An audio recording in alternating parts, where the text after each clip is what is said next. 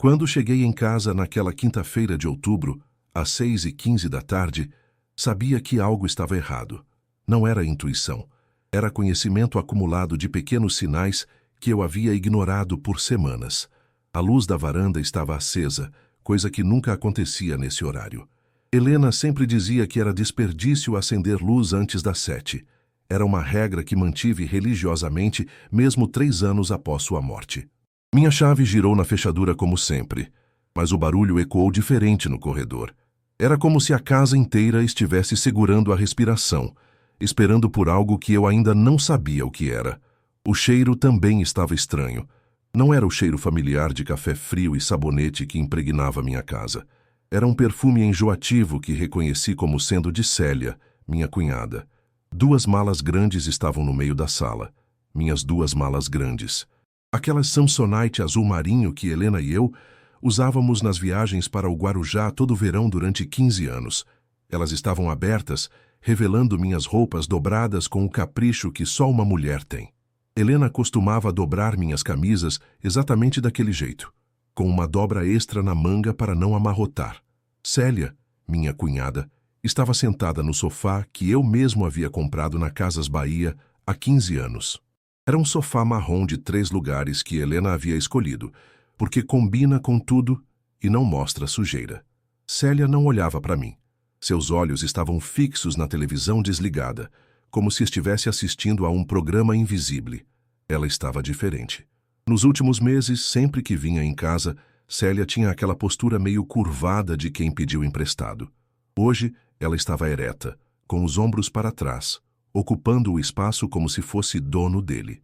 Usava uma blusa vermelha que eu nunca havia visto e um batom da mesma cor que fazia seus lábios parecerem uma linha fina e determinada. Célia, eu disse, ainda segurando a chave na mão. O que está acontecendo aqui? Ela finalmente me olhou. Não havia calor naquele olhar, nem tristeza, nem constrangimento. Era como se estivesse olhando para um estranho que havia invadido sua casa. Ou pior, como se estivesse olhando para uma criança desobediente que finalmente ia receber o castigo merecido. Roberto, sente aqui comigo. Sua voz estava diferente, mais firme, mais fria, mais oficial. Era como se estivesse lendo um script que havia ensaiado várias vezes. Precisamos conversar. Eu me aproximei devagar, sentindo o chão de cerâmica fria sob meus pés. Mesmo de chinelo, o som ecoava alto demais naquele silêncio pesado. A casa que eu conhecia de cor, onde eu havia passado os últimos 20 anos da minha vida, de repente parecia estranha. Os móveis estavam no mesmo lugar, mas havia algo diferente no ar. Uma tensão que eu não conseguia identificar. As malas, Célia. Por que minhas malas estão prontas? Porque é melhor você sair por um tempo. Ela disse isso como quem pede para alguém fechar uma janela. Sem emoção, sem explicação. Como se fosse a coisa mais natural do mundo. Sair? Sair de onde? Da minha casa? É o melhor para todos, Roberto. Você vai entender depois. Foi nesse momento que eu entendi algo que deveria ter percebido há muito tempo. Quando Célia disse, é o melhor para todos, eu não estava incluído nesse todos. Eu nunca estive. A ficha caiu como um soco no estômago. 52 anos de vida. E só agora eu percebia que para minha própria família, eu era apenas um problema a ser resolvido. Um obstáculo inconveniente que finalmente seria removido. Quem decidiu isso, Célia? Quem são esses todos? Ela suspirou como se a pergunta a incomodasse, como se eu fosse uma criança insistente perguntando por que não pode comer doce antes do jantar. Marina e Lucas conversaram comigo. Eles estão preocupados com você, Roberto, muito preocupados. Preocupados comigo? Célia, eu estou bem. Estou trabalhando na minha horta, estou cuidando da casa, estou pagando minhas contas em dia, estou... Roberto, você não está bem. Ela me interrompeu com uma firmeza que me assustou. Desde que Helena morreu, você mudou completamente. Não sai de casa, não conversa com ninguém, fica falando sozinho, grita no meio da noite. Eu não falo sozinho. Fala sim. Ontem mesmo, quando vim buscar umas coisas da Helena que ainda estavam no armário, você estava na cozinha conversando com ela. Como se ela estivesse lá. Como se ela estivesse respondendo. Meu rosto esquentou. Era verdade. Às vezes eu falava com Helena enquanto fazia café da manhã ou assistia ao Jornal Nacional. Não eram conversas malucas. Era só, Saudade.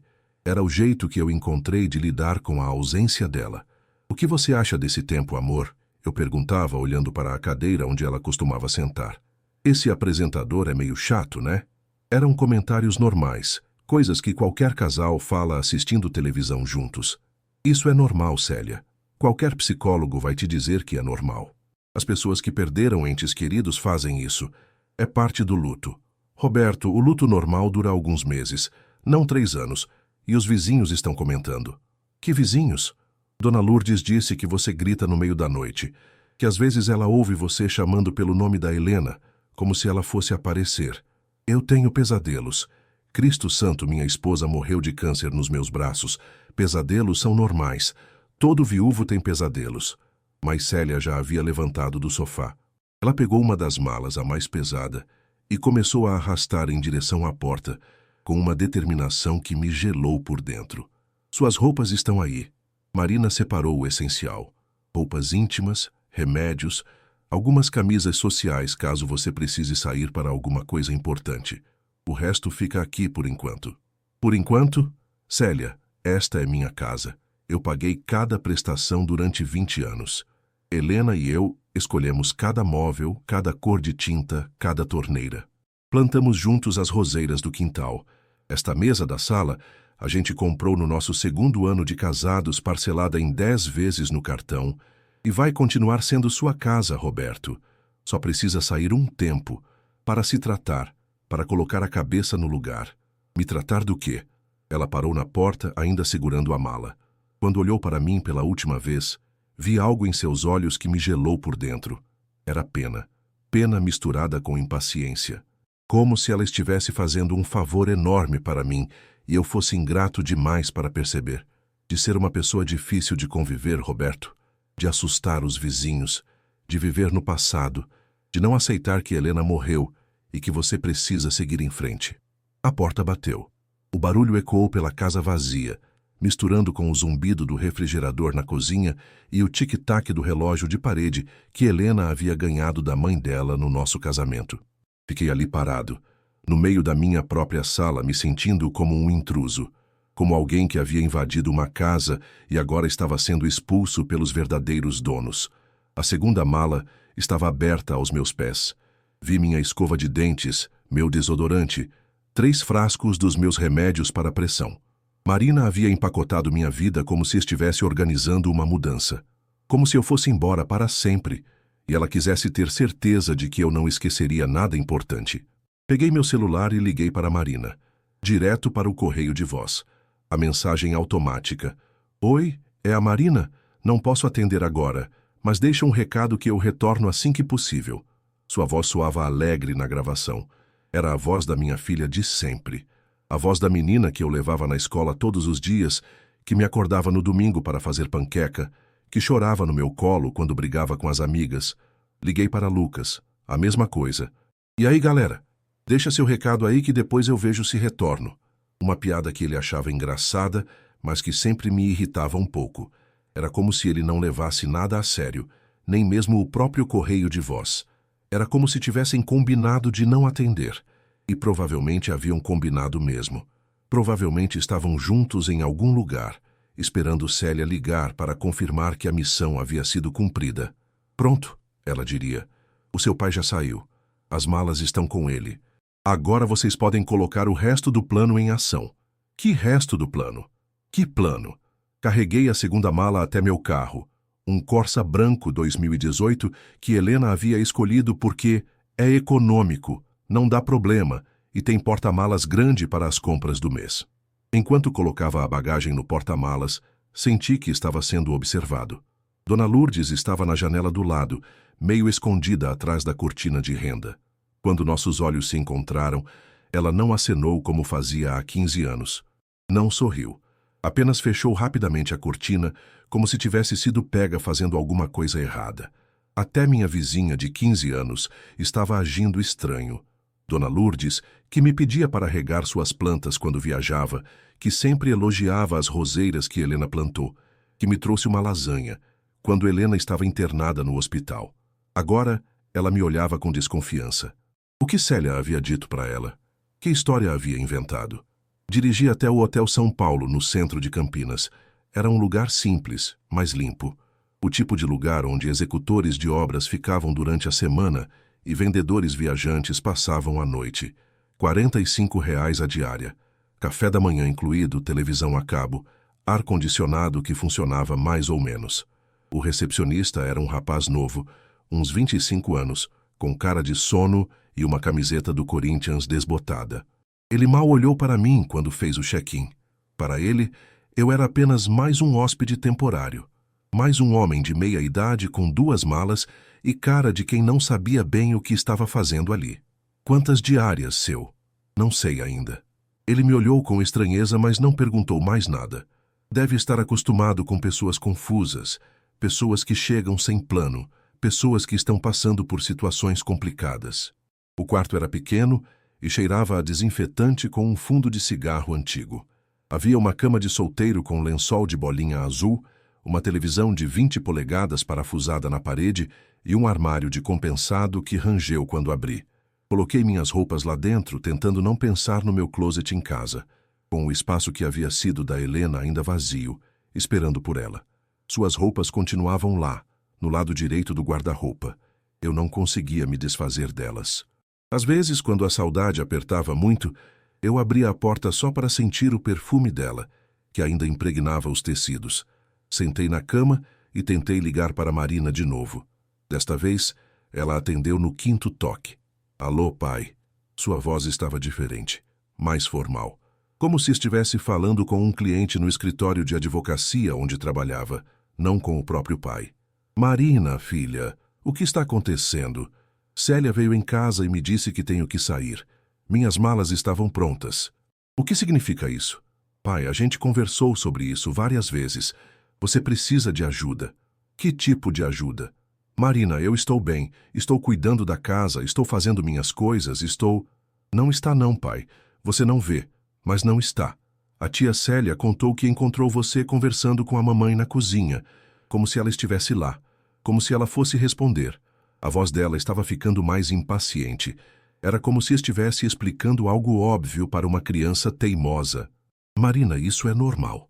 Todas as pessoas que perderam alguém fazem isso. É saudade, é... Pai, não é só isso. Você não sai de casa há meses. Quando a gente vai te visitar, você fica o tempo todo falando da mamãe como se ela tivesse morrido ontem. Você não aceita que ela se foi. Você está vivendo no passado. E daí se eu vivo no passado? Marina, eu perdi a mulher da minha vida. A mulher com quem vivi 25 anos. Com quem criei vocês dois. Com quem dividi todos os momentos importantes. Você espera que eu esqueça dela e parta para outra? Não, pai.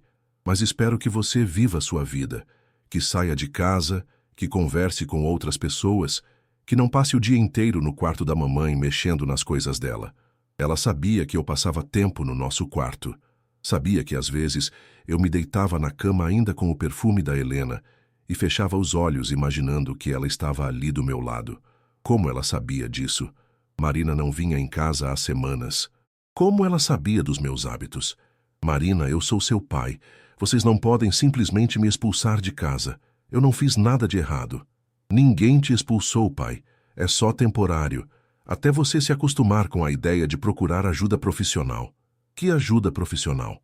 Terapia, psicólogo, psiquiatra se for necessário. Ou então, ela fez uma pausa, como se estivesse reunindo coragem para dizer algo difícil. Existem lugares muito bons, pai.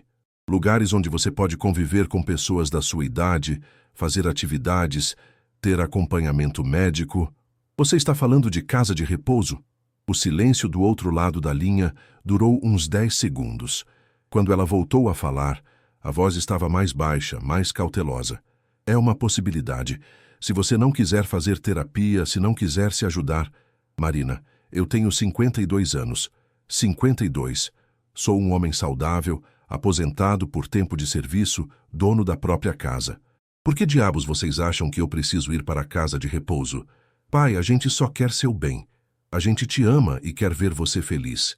Feliz? Marina, vocês me expulsaram da minha casa. Como isso vai me fazer feliz? É temporário, pai. Só até você aceitar ajuda. Desliguei o telefone. Casa de repouso. Minha filha de 28 anos, formada em Direito, Estava sugerindo casa de repouso para um homem de 52 anos, aposentado por tempo de serviço, dono da própria casa, sem nenhum problema de saúde sério, além da pressão que controlava com remédio. Mas eu ainda não sabia o pior que estava por vir. Passei a noite inteira acordado, olhando para o teto manchado do hotel e tentando entender quando tudo havia saído do controle. Helena morreu em dezembro de 2021, numa quinta-feira de manhã, às 6h43. Eu sei o horário exato porque estava segurando a mão dela quando aconteceu. Estava falando no ouvido dela, dizendo que eu a amava, que ela podia descansar, que eu ia ficar bem. Mentira. Eu não ia ficar bem.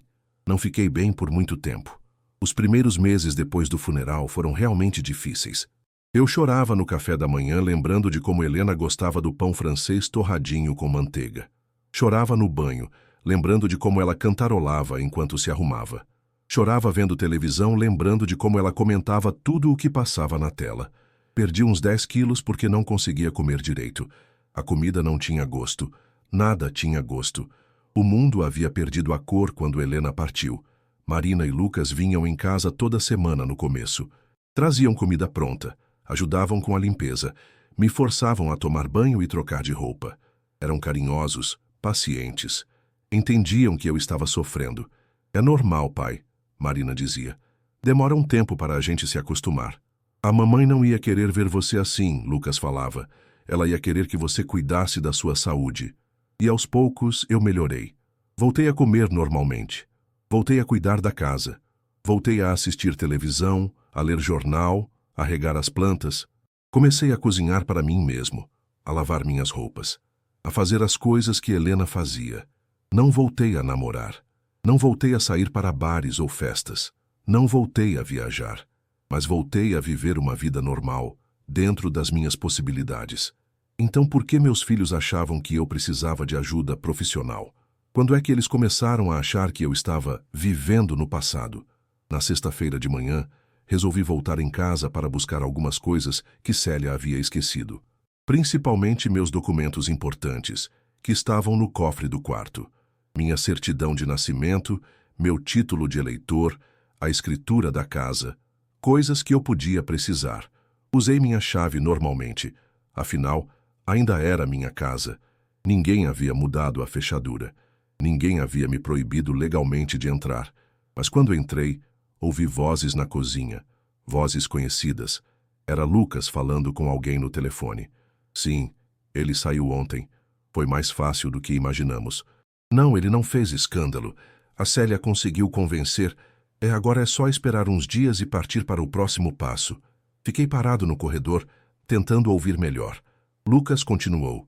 O cara do escritório imobiliário disse que com a localização da casa, consegue uns 400 mil fácil. Não, dividido meio a meio está bom. Marina já concordou? Ela também acha que 400 mil é um bom preço. Meu sangue gelou.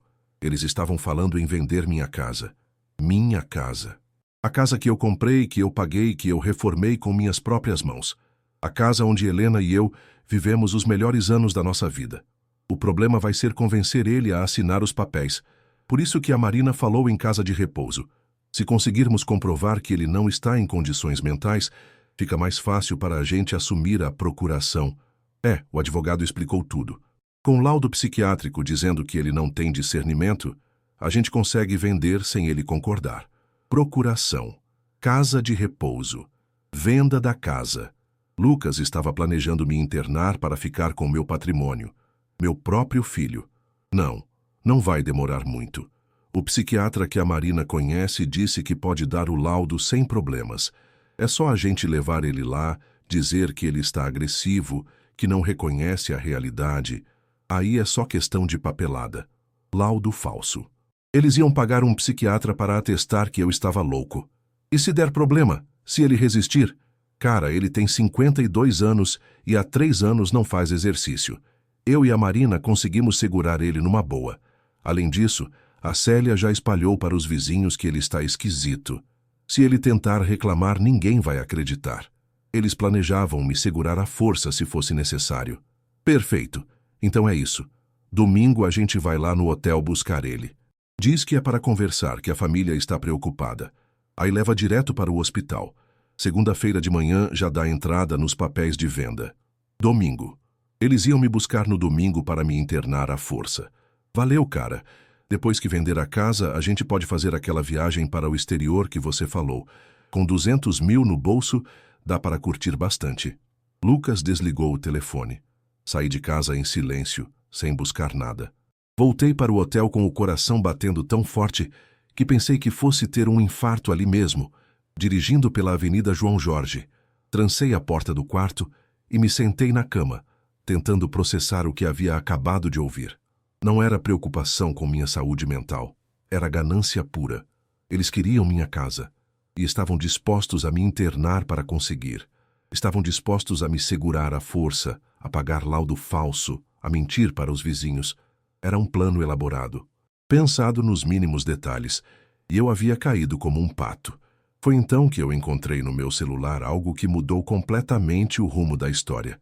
Marina havia me mandado algumas mensagens no WhatsApp durante a madrugada, mensagens que ela provavelmente pensou que eu não veria ou não entenderia.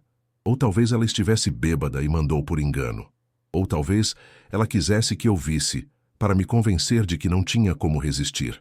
A primeira era uma foto da escritura da minha casa, tirada com o celular dela. A segunda era um texto. Consegui tirar foto quando ele estava dormindo. O advogado disse que precisa disso para dar entrada no processo. A terceira. Lucas falou que o pai dele tem um conhecido que é psiquiatra. Pode dar um laudo dizendo que o velho não tem condições. Velho. Ela havia me chamado de velho. A quarta. Domingo a gente busca ele. Célia já preparou o terreno com os vizinhos. A quinta. O psiquiatra cobra 5 mil pelo laudo, mas vale a pena. Com 400 mil da casa, 5 mil não é nada. Havia mais mensagens. E quando li todas elas, percebi que a situação era muito pior do que eu imaginava. Passaram-se 2 dias antes de eu conseguir reunir coragem para ler todas as mensagens que Marina havia mandado por engano. Eram mensagens destinadas ao Lucas, mas que chegaram no meu número. Provavelmente, ela se confundiu nos contatos. Ou talvez o WhatsApp tenha dado algum problema e mandado para os dois. O psiquiatra do pai do Lucas disse que não tem como dar laudo sem examinar, mas conhece um colega que pode ajudar por fora. Custa 5 mil para atestar incapacidade mental total. 5 mil para declarar que eu estava louco. Célia está fazendo a parte dela direitinho. Disse que vai espalhar para os vizinhos que ele está ficando agressivo. Dona Lourdes já está comentando que ele grita sozinho durante a noite. A estratégia era sujar minha reputação na vizinhança para justificar a internação. O corretor disse que se conseguir vender rápido até o final do ano, não precisa pagar tanto imposto. Mas tem que ser antes do velho descobrir o que está acontecendo. Eles tinham prazo para me roubar. Lucas, você tem certeza de que o pai não desconfia de nada? Ontem, quando a Célia foi lá, ele fez algumas perguntas estranhas. Eles estavam preocupados que eu descobrisse o plano. Relaxa, Marina. O cara está tão deprimido que mal percebe o que acontece ao redor. Além disso, mesmo que descubra, quem vai acreditar nele? Viúvo depressivo falando que os filhos querem roubar ele? Todo mundo vai achar que é paranoia. A estratégia era me desacreditar socialmente antes de agir.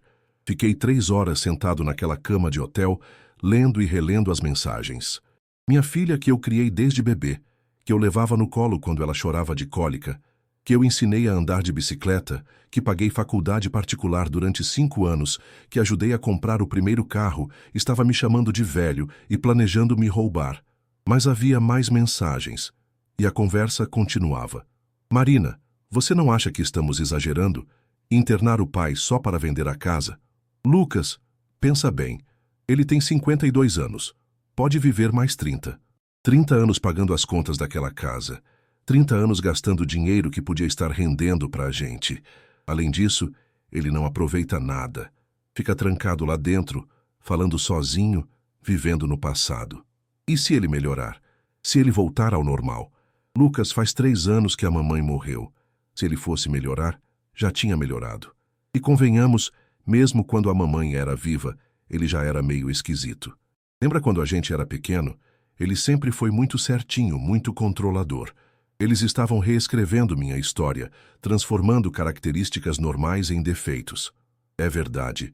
E agora, sem a mamãe para controlar ele, está pior ainda. Ontem a Célia disse que ele estava conversando com a foto dela. Eu converso com a foto da Helena às vezes. Não é loucura, é saudade. Exato. E os vizinhos já estão comentando. Dona Lourdes disse que tem medo dele. Que ele está com cara de quem pode fazer alguma besteira. Mentira. Dona Lourdes nunca disse isso. Eles estavam inventando. Então é isso, Lucas. Domingo a gente vai lá, diz que é para conversar, leva ele para o psiquiatra e resolve tudo. Segunda-feira a casa já está no mercado. E depois? Depois a gente divide o dinheiro e cada um segue sua vida. Eu vou comprar aquele apartamento na Vila Olímpia que sempre quis. Você abre sua loja de informática. A gente finalmente vai poder viver do jeito que sempre sonhou, com o dinheiro da venda da minha casa. Sinceramente, Lucas, depois que a mamãe morreu, ele só dá trabalho. Não sai de casa, não quer conhecer ninguém, fica naquela casa enorme sozinho sem aproveitar nada. É melhor internar logo e vender tudo. Pelo menos a gente consegue começar nossa vida de verdade. Começar a vida de verdade.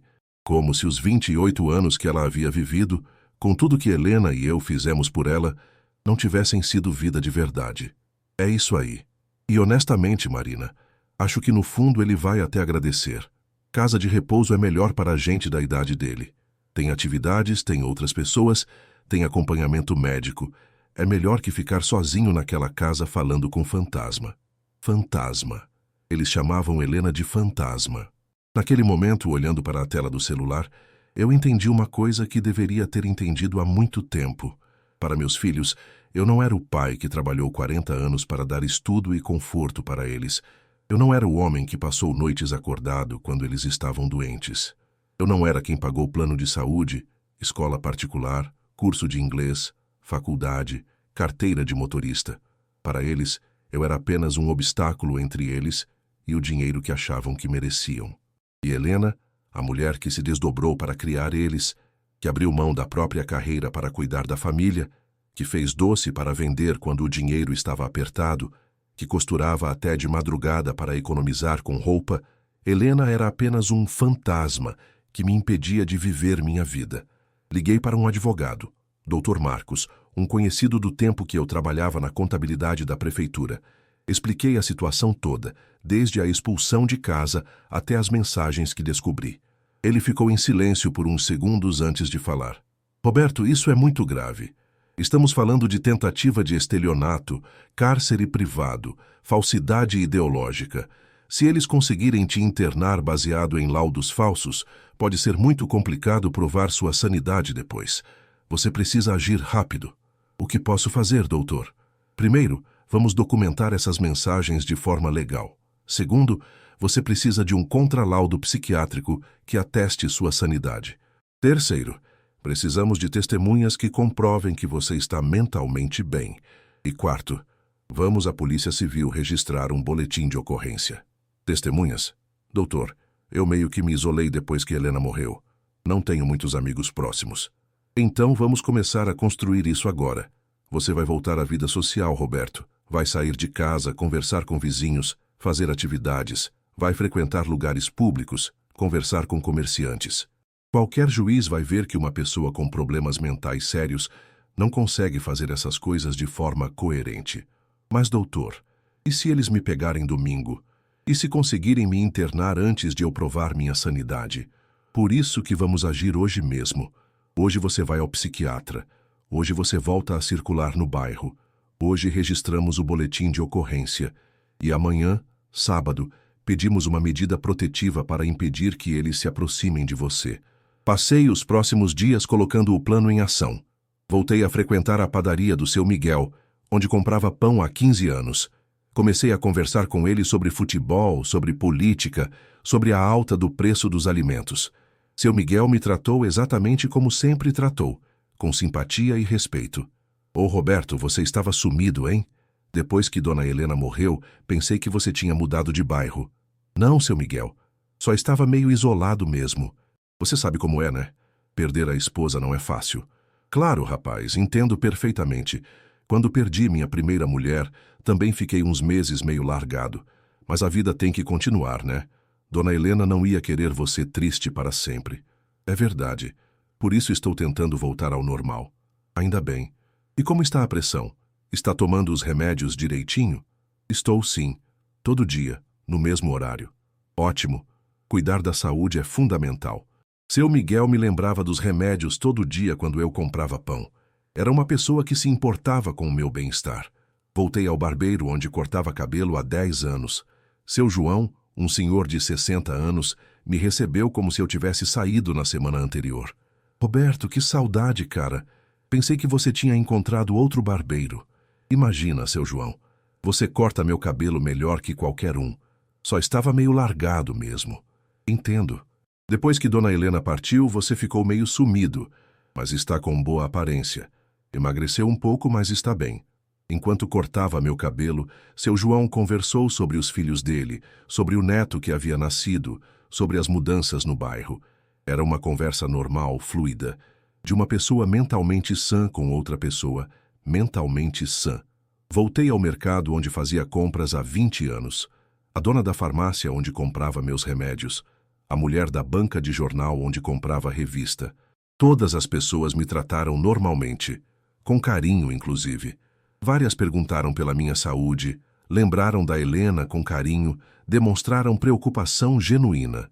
Seu Roberto, a gente sentia falta do senhor aqui no mercado, disse Dona Carmen do açougue. Como está se sentindo? Melhor, Dona Carmen. Aos poucos estou voltando ao normal. Que bom. Dona Helena ficaria feliz em saber que o senhor está se cuidando. Ela sempre falava o quanto se preocupava com o senhor. Era exatamente isso. Helena não ia querer que eu ficasse triste para sempre. E muito menos ia querer que nossos filhos me roubassem por causa da ganância. O psiquiatra que Dr. Marcos me indicou era um senhor de uns 60 anos, Dr. Fernando Silva, muito calmo e atencioso. Ele me fez várias perguntas, aplicou alguns testes de cognição, conversou comigo por quase 2 horas sobre minha vida, meus hábitos, minha rotina. Roberto, vou ser franco com você. Você está passando por um luto prolongado, o que é absolutamente normal. Tem alguns sinais de depressão leve, também normal, para alguém que perdeu a companheira de uma vida. Mas nada, absolutamente nada, que indique incapacidade mental. Você está lúcido, orientado no tempo e no espaço, tem boa memória, raciocínio lógico preservado, capacidade de julgamento intacta. Posso atestar sem sombra de dúvida que você tem plenas condições de gerenciar sua própria vida. E se alguém tentar provar o contrário, doutor? Baseado em quê? Roberto, você trabalhou durante 40 anos em cargo de responsabilidade na contabilidade pública. Nunca teve internações psiquiátricas. Não usa medicação controlada. Não tem histórico de comportamento violento, autodestrutivo ou impulsivo. Mantém sua casa limpa e organizada. Paga suas contas em dia. Toma medicação corretamente. Qualquer colega meu que assinasse um laudo contrário sem te examinar estaria cometendo uma infração ética gravíssima, passível de perda do registro profissional. Doutor, meus filhos contrataram um psiquiatra para dar laudo falso. Isso é crime, Roberto. Falsidade ideológica, tanto do médico que assina quanto de quem encomenda. E acredite, esses casos sempre acabam descobertos. A justiça tem meios de verificar se um laudo é verdadeiro ou falso. Como? Perícia. Qualquer juiz pode determinar nova avaliação por perito do tribunal. E aí o médico que deu o laudo falso vai ter que explicar como chegou àquela conclusão sem examinar o paciente adequadamente. Mas a gravação que ouvi a seguir mudou completamente minha perspectiva sobre toda a situação. Dr. Marcos havia conseguido uma ordem judicial para interceptar as conversas de Marina e Lucas. Era algo excepcional, mas o juiz entendeu que havia indícios suficientes de tentativa de estelionato e cárcere privado ilegal. As evidências das mensagens do WhatsApp foram suficientes para convencer o magistrado. A gravação foi feita numa quinta-feira à noite. Marina e Lucas estavam na minha casa. Sim, na minha casa sem minha autorização, planejando os últimos detalhes da operação. O advogado disse que se conseguir internar ele até domingo, na segunda já pode dar entrada nos papéis de venda, dizia a voz da Marina. Era uma voz que eu não reconhecia, fria, calculista, determinada. E como vamos fazer ele assinar a internação voluntária? Perguntava Lucas. Não precisa ser voluntária. O Dr. Henrique disse que com o laudo que ele vai dar, consegue internação compulsória.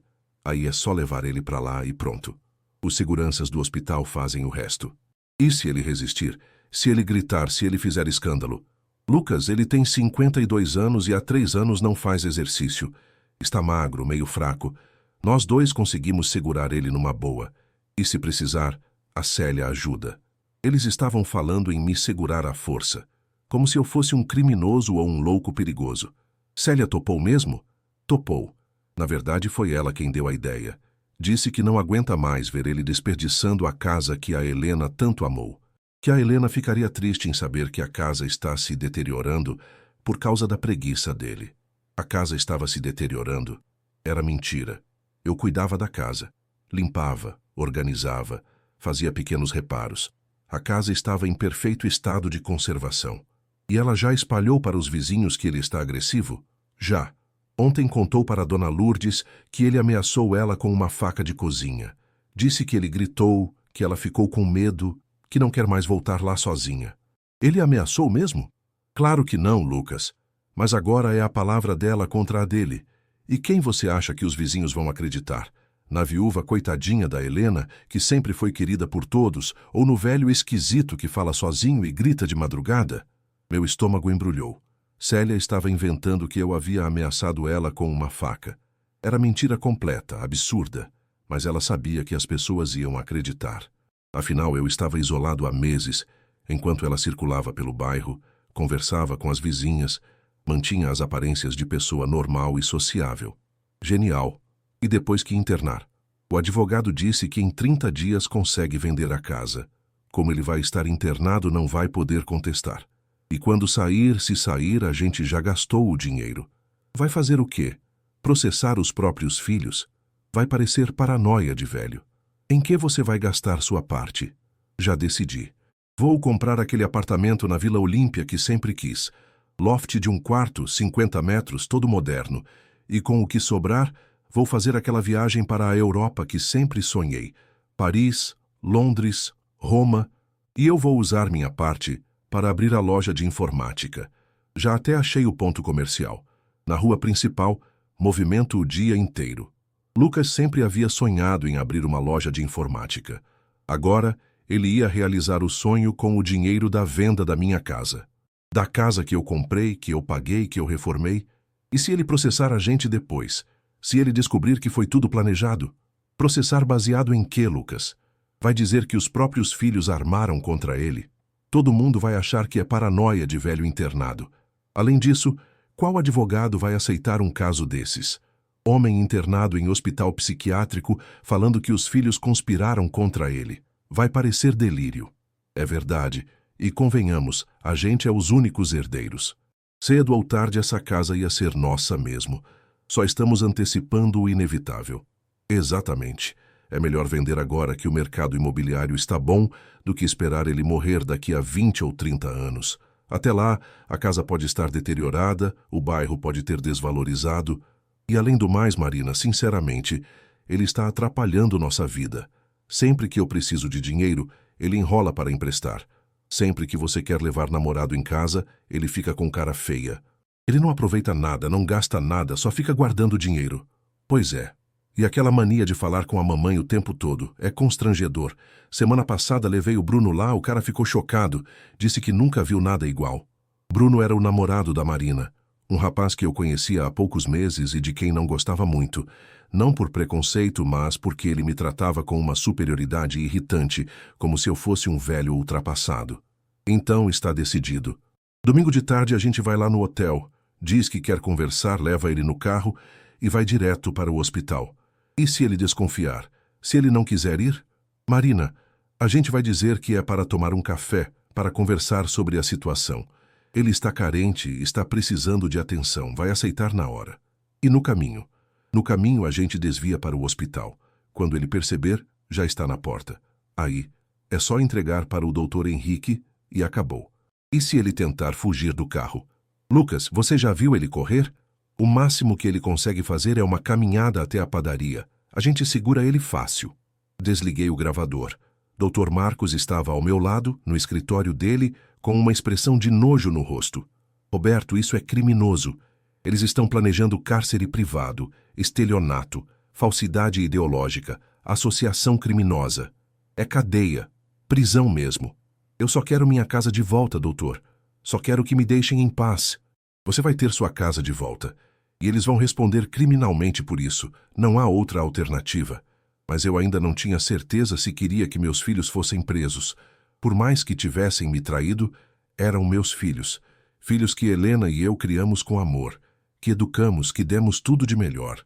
Foi quando ouvi a parte final da gravação que minha percepção mudou completamente. Marina, posso te fazer uma pergunta? Disse Lucas. Claro.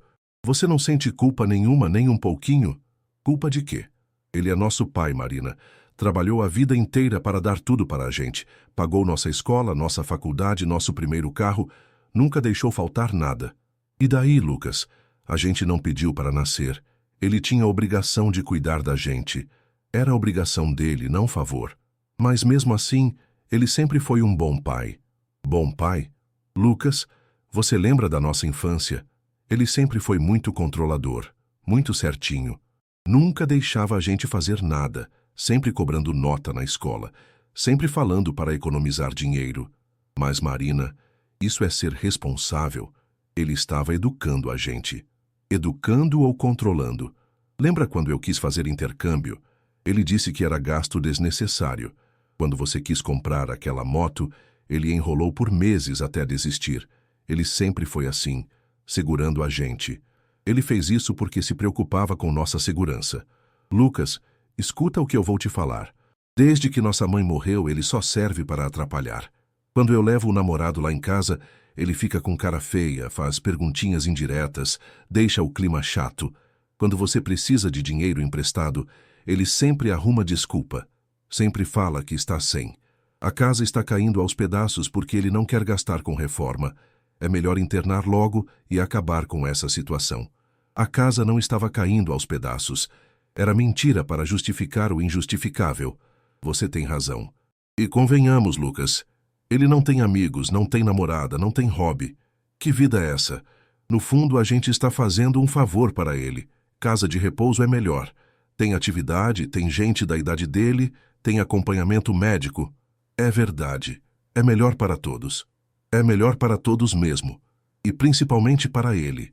Imagina só, ele vai ter companhia o dia inteiro. Não vai precisar se preocupar com conta de luz, conta de água, supermercado, limpeza de casa. Vai ser como um hotel 5 estrelas. Um hotel 5 estrelas. Eles falavam da internação como se fosse um favor que estavam fazendo para mim. Essa frase. É melhor para todos. A mesma frase que Célia havia usado. A mesma frase que Marina havia repetido no telefone. Agora eu entendia o que significava esse todos. Marina, Lucas e Célia. Os três haviam se reunido, conversado, planejado e decidido meu destino. E eu não fazia parte dessa decisão, porque eu não fazia parte desse todos. Para eles eu era apenas um empecilho que precisava ser removido do caminho. Um obstáculo inconveniente entre eles e a vida que queriam viver. Dr. Marcos me olhou e disse: Roberto, você ainda quer tentar resolver isso em família? Não, eu respondi sem hesitar. Quero resolver isso na justiça. O plano deles era perfeito. Domingo de tarde eles iam me buscar no hotel às 3h. Iam dizer que queriam conversar, que a família estava preocupada, que queriam encontrar uma solução juntos. Eu, carente de atenção familiar, aceitaria ir com eles. No caminho, eles desviariam para o Hospital Santa Teresa, um hospital psiquiátrico particular na zona sul de Campinas. Dr. Henrique, o psiquiatra corrupto, estaria esperando com o laudo falso já pronto. Os papéis de internação compulsória estariam assinados. Quando eu percebesse o que estava acontecendo, já seria tarde. 3 pessoas contra uma. E ainda por cima, 3 pessoas com boa reputação contra um viúvo depressivo com problemas mentais. Na segunda-feira de manhã, minha casa estaria no mercado imobiliário. Era o crime perfeito. Eu desapareceria no domingo e na segunda minha casa estaria à venda. Mas eu tinha outros planos. No sábado à noite, liguei para Marina pelo telefone do hotel. Não queria usar meu celular para não levantar suspeitas. Alô? Marina, filha, é o papai. Oi, pai. Como está? Está se sentindo melhor? A voz dela mudou na hora. Ficou mais doce, mais carinhosa. Era a voz da Marina que eu conhecia. A voz da minha filhinha. Estou, filha. Estou pensando no que vocês disseram, sobre eu procurar ajuda, sobre não estar bem. Que bom, pai. Fico muito feliz em ouvir isso. A gente só quer seu bem, o senhor sabe. Eu sei, Marina, e talvez vocês estejam certos. Talvez eu precise mesmo de ajuda profissional. Com certeza, pai. Não tem nada de errado nisso. Muita gente faz terapia, toma remédio para a depressão. É normal. Posso ir lá em casa amanhã para a gente conversar direito sobre isso? Pode sim, pai. Que horas? Que tal de tardezinha? Umas 3 horas? Perfeito. Lucas vai estar lá também. E a tia Célia. A gente pode conversar todos juntos, ver qual é a melhor solução. Tudo bem, filha. Até amanhã, então. Até, pai. Te amo muito. E fico feliz que o senhor esteja sendo sensato. Te amo. Depois de planejar me roubar e me internar, ela disse que me amava. Domingo, 15 horas em ponto, eu estava na porta da minha casa, mas não estava sozinho. Dr. Marcos estava comigo, junto com um oficial de justiça e 2 policiais civis. Tínhamos mandado de busca e apreensão e ordem de prisão preventiva pelos crimes de tentativa de estelionato, falsidade ideológica, associação criminosa e tentativa de cárcere privado. Marina abriu a porta com um sorriso no rosto.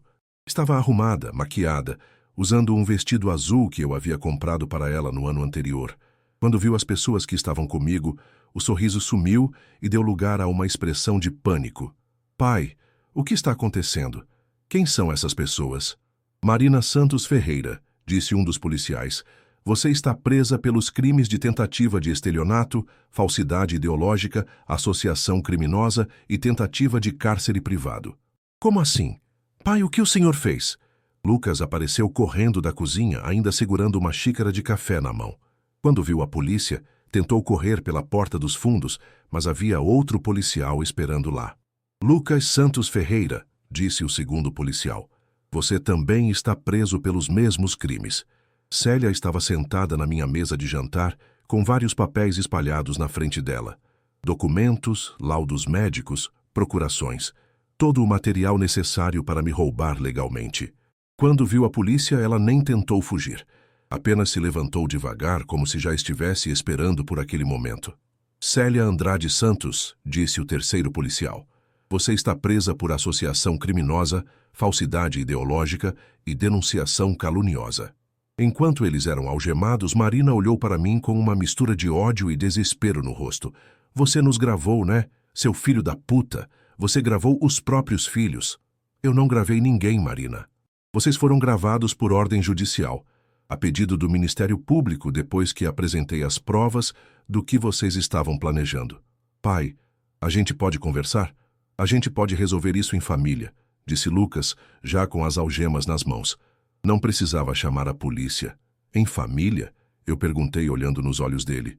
Lucas, você estava planejando me internar à força para roubar minha casa. Você disse que era melhor me internar porque eu só atrapalhava a vida de vocês. Você falou em me segurar à força se eu resistisse.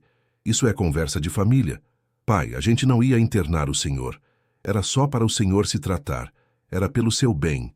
Filho, eu tenho as gravações. Vocês falaram em me segurar à força, em inventar ameaças, em subornar psiquiatra, em vender minha casa em 30 dias. Vocês planejaram me roubar durante semanas. Pai, o senhor não entende. A gente fez isso por amor. Por amor? Lucas, vocês chamaram Helena de fantasma. Vocês me chamaram de velho. Vocês disseram que eu só atrapalhava a vida de vocês. Vocês planejaram me tratar como um louco perigoso. Isso é amor? Célia, que até então havia ficado quieta, explodiu. Roberto, você é um homem podre. Helena deve estar se revirando no túmulo vendo o que você fez com os próprios filhos. Helena, eu disse, me aproximando dela. Célia, Helena trabalhou lado a lado comigo durante 20 anos para dar o melhor para essas crianças. Helena vendia bolo de pote na escola da Marina para conseguir pagar o material escolar. Helena costurava até 2 da manhã para economizar dinheiro e comprar roupas melhores para eles. Helena abriu mão da própria carreira para ser mãe em tempo integral. E você acha que Helena ia querer ver os filhos dela me internando em manicômio para roubar a casa que nós compramos com muito sacrifício? Você está louco mesmo, Roberto. Você está vendo fantasma. Não, Célia. Louco era eu que confiei em vocês. que acreditei que família significava alguma coisa, que pensei que amor filial existia de verdade. Quando eles foram levados pela polícia, fiquei sozinho na minha casa pela primeira vez em uma semana. Sentei no sofá da sala, o mesmo sofá onde Célia havia me dado a notícia de que eu deveria sair pelo bem de todos. A casa estava exatamente como eu havia deixado, mas parecia diferente, menor, mais fria, mais silenciosa. Peguei meu telefone e olhei para a foto que estava como papel de parede. Era uma foto nossa no Natal de 2020. Helena estava no meio, eu do lado direito, Marina e Lucas dos dois lados dela. Lucas tinha 23 anos e acabava de conseguir o primeiro emprego numa loja de eletrônicos. Marina tinha 26 e havia acabado de passar no exame da Ordem dos Advogados. Nós estávamos todos sorrindo. Helena segurava uma taça de champanhe, brindando as conquistas dos filhos.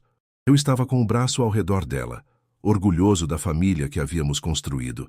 Será que eles já estavam planejando isso naquela época? Será que quando sorriam para mim no Natal, já estavam calculando quanto valia minha casa?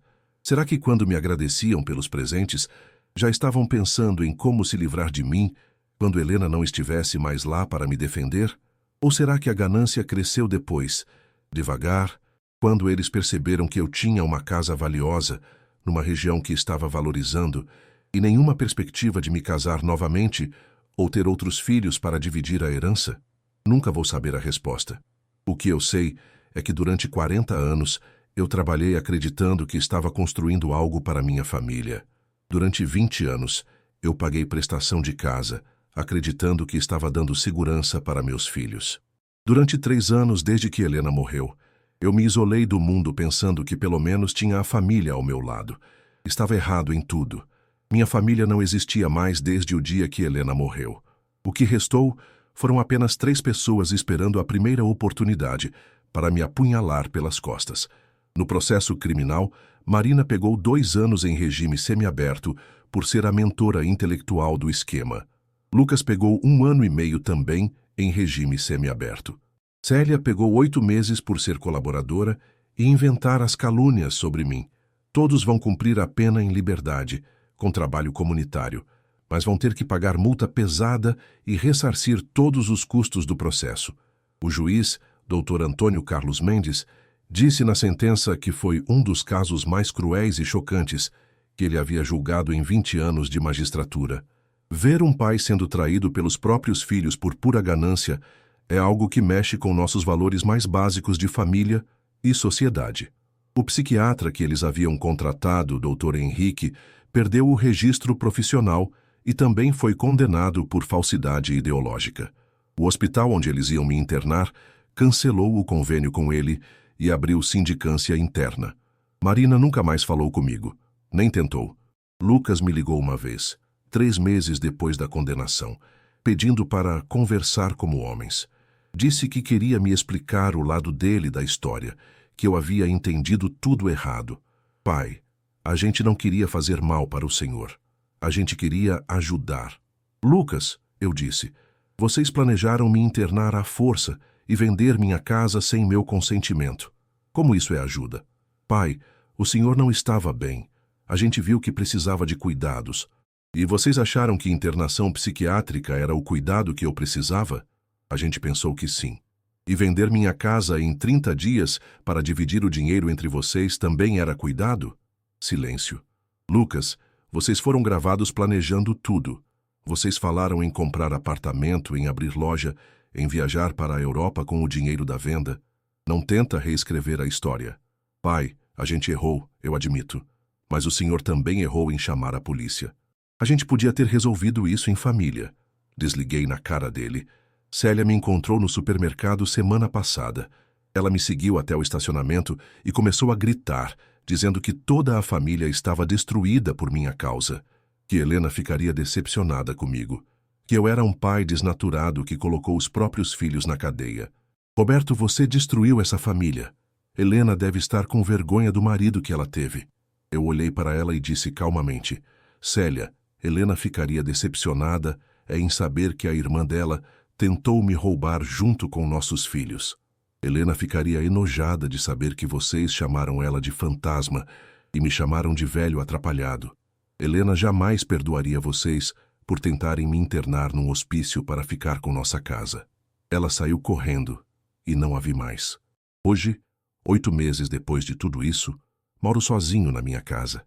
Fiz várias reformas que queria fazer há tempos, mas que adiava. Pintei as paredes de cores mais alegres. Troquei o sofá marrom por um mais moderno, em tom cinza.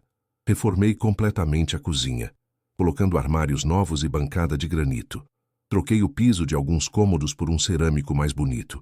A casa ficou renovada, como se eu tivesse apagado todos os vestígios do que aconteceu. Voltei a sair, a conversar com vizinhos, a ter vida social. Conheci Dona Marta, uma viúva de 55 anos, que mora 2 ruas abaixo. Ela perdeu o marido no mesmo ano que perdi Helena, também de câncer. A gente se encontra para tomar café 2 vezes por semana, para ir ao cinema no shopping, para caminhar no parque municipal. Não é romance, é companhia. É alguém que entende o que é perder uma pessoa importante e ter que reconstruir a vida sozinho, pedaço por pedaço. Dona Marta tem 2 filhos que moram em outros estados, mas que ligam toda semana. Mandam fotos dos netos pelo WhatsApp. Vêm passar feriados prolongados com ela. Quando ela fala deles, os olhos brilham de orgulho e carinho.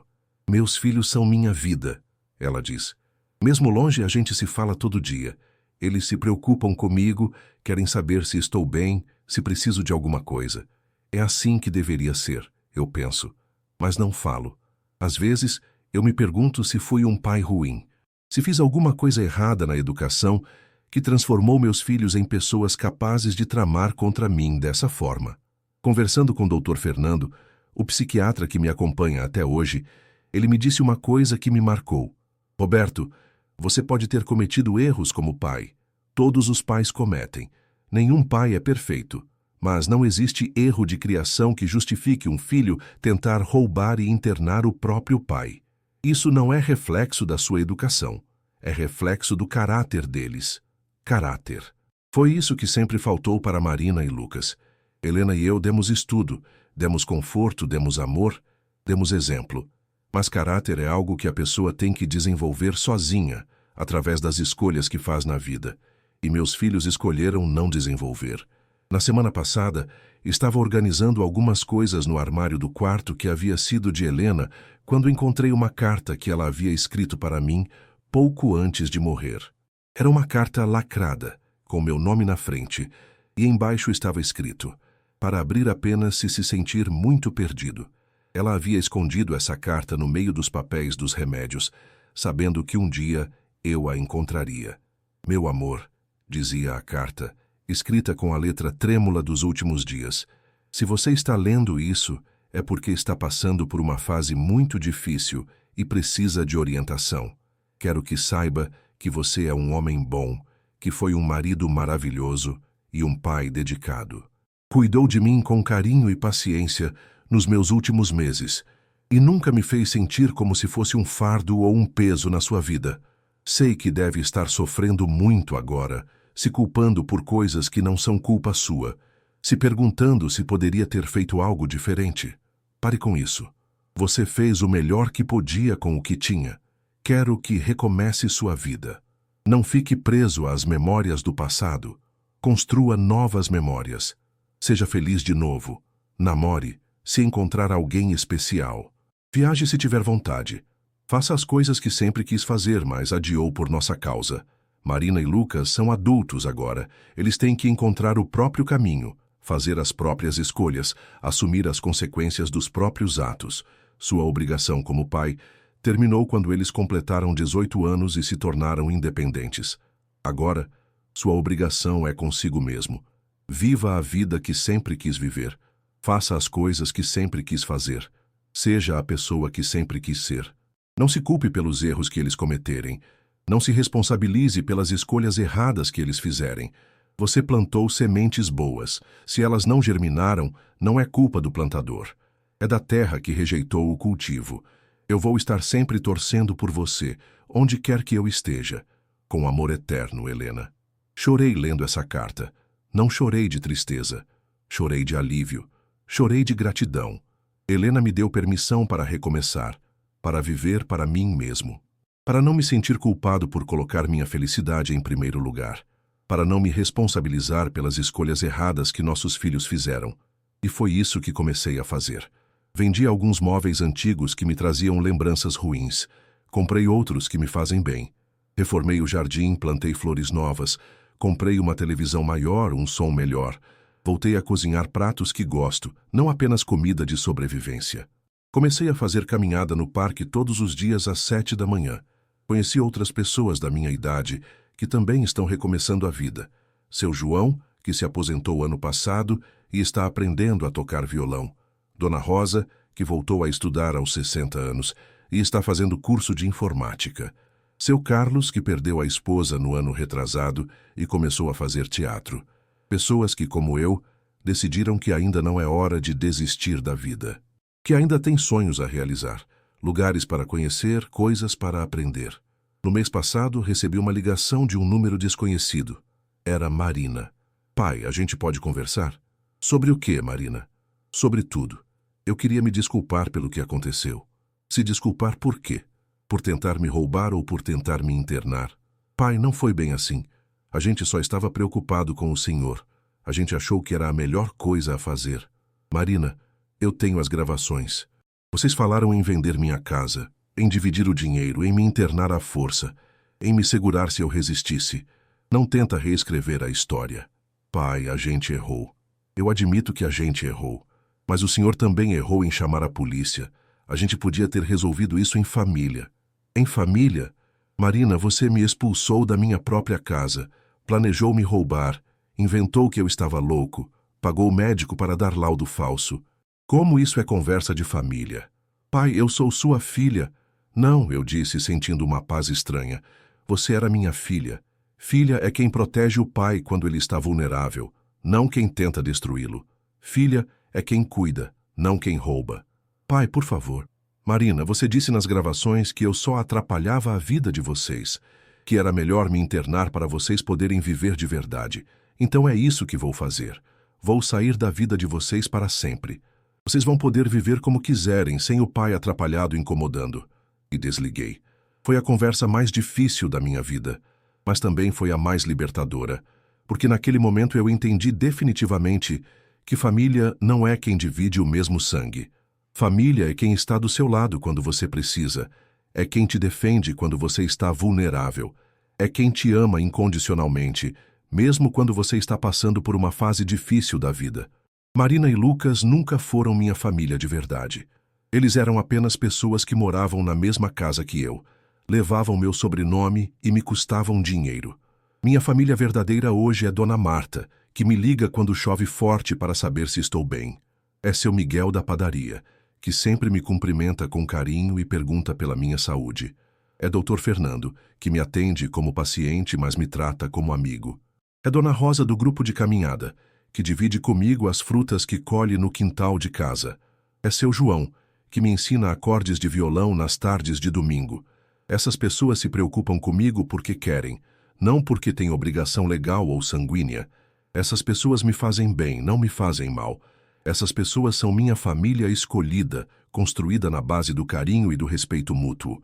Ontem de manhã, domingo, enquanto tomava café na cozinha reformada, olhei pela janela e vi Dona Lourdes regando as plantas do quintal dela. Quando ela me viu, acenou e sorriu. Acenei de volta. Era uma manhã bonita de outubro. O sol estava entrando pela janela, iluminando a mesa nova que comprei para substituir aquela onde Helena e eu tomávamos café juntos durante 20 anos. Mas não senti tristeza, não senti saudade, senti gratidão. Gratidão por ter tido Helena por 25 anos. Gratidão por ter descoberto a traição antes que fosse tarde demais. Gratidão por ter tido forças para me defender e recomeçar aos 52 anos. Gratidão por ter encontrado pessoas boas que me acompanham nessa nova fase da vida. E, principalmente, gratidão por ter entendido finalmente que nunca fiz parte do todos que Marina, Lucas e Célia mencionavam. Porque o todos deles era um grupo pequeno, mesquinho e egoísta, baseado em interesse e ganância. O meu todos agora é muito maior e muito melhor. Inclui todas as pessoas que genuinamente se preocupam comigo. Inclui a memória querida da Helena. Inclui até mesmo o Roberto, que eu estou me tornando. Um homem mais sábio, mais experiente, que aprendeu a valorizar quem realmente importa e a descartar quem só traz problemas. Esse é o todos do qual eu faço parte agora. E finalmente, depois de 52 anos de vida, posso dizer que me sinto verdadeiramente em casa.